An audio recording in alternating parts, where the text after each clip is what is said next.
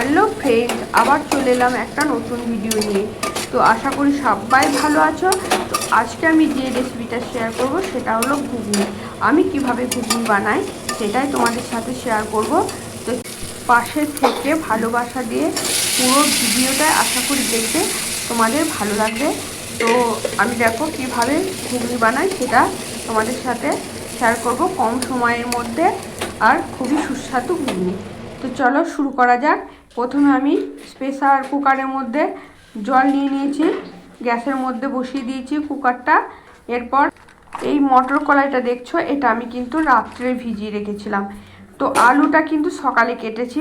রাত্রে ভিজিয়ে রাখলে খুব তাড়াতাড়ি হয় আর খুবই নরম নরম হয়, খুবই সুন্দর সিদ্ধ হয়, অথচ গলেও যায় না। তো দেখো একসাথে আমি আলু মটর কুকারের মধ্যে দিয়ে দিলাম, আর লঙ্কা 5-6টা লঙ্কা এর মধ্যে কাঁচা লঙ্কা দিয়ে দিলাম। তো লঙ্কাগুলো এর মধ্যে সিদ্ধ হয়ে যাবে। তো হাত দিয়ে বাটলে জ্বালা করে, তার জন্য আমি এটাকে এইভাবেই সিদ্ধ করি। তো এখানে দেখো খোসা ছাড়িয়ে রেখে দিয়েছি। রসুন আদা পেঁয়াজ এগুলোকে আমি গ্রেট করে নেবো। তো আমার গ্রেট করা হয়ে গেছে। তো মিক্সিং জারে ভরে আমি এটাকে পেস্ট করলাম না, কারণ কম সময়ের মধ্যে করতে চাইছি।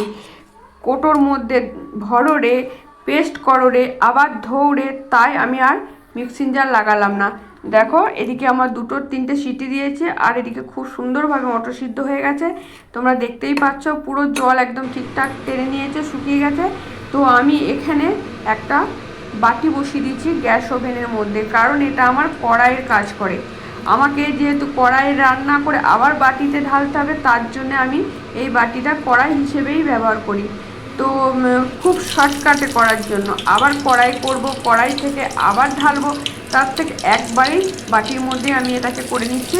তো প্রথমেই তেল গরম হয়ে গেল, শুকনো লঙ্কা দুটো 5 ফোড়ন দিয়ে দিলাম। 5 ফোড়ন আর লঙ্কাটা যেই একটু ভাজা ভাজা হয়ে আসবে, অমনি আমার গ্রেট করে রাখা আদা রসুন পেঁয়াজটা আমি এর মধ্যে দিয়ে দেব। তো দেখো পুরো এখন দেখতে পাওয়া যাচ্ছে ভাজা হয়ে গেছে পুরোপুরি।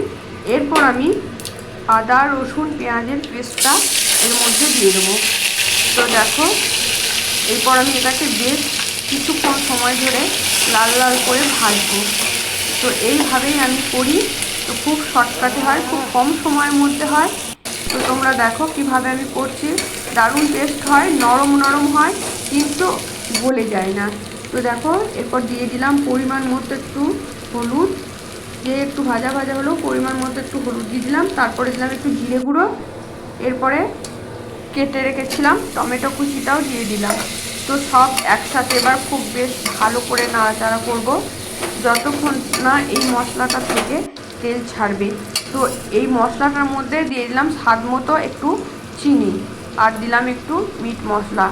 তো মিট মশলাটা একটু না দিলে সেন্টটা ফ্লেভারটা মানে আসে না। তো এটা ঠিক একটু মাংস টাইপের খেতে লাগে মিট মশলাটা দিলে। তো দেখো সমস্ত মশলা আমার দেওয়া হয়ে গেছে। এরপর আমি বেশ ভালো করে এটাকে নাড়বো, নাড়াচাড়া করে যখন এর মধ্যে তেল ছাড়বে ভাজা ভাজা হয়ে আসবে, তারপর দিয়ে দেবো সিদ্ধ করে রাখা মটরটা। দেখো বন্ধুরা পুরোপুরি ভাজা হয়ে গেছে, খুব সুন্দর একটা স্মেল বেরিয়েছে, একদম লাল লাল করে ভেজে নিয়েছি। তো আমি তেলের পরিমাণটা কিন্তু কমই দিই, ভাসবেও না, অথচ খুব সুন্দর মশলাটা ভাজা হবে। এইভাবে আমি রান্না করি। তো দেখো আমার পুরোপুরি ভাজা হয়ে গেছে মশলাটা। এরপর আমি সিদ্ধ করে রাখা মটরটা এর মধ্যে দিয়ে দিলাম। এরপর আবারও বেশ ভালো করে কষতে হবে।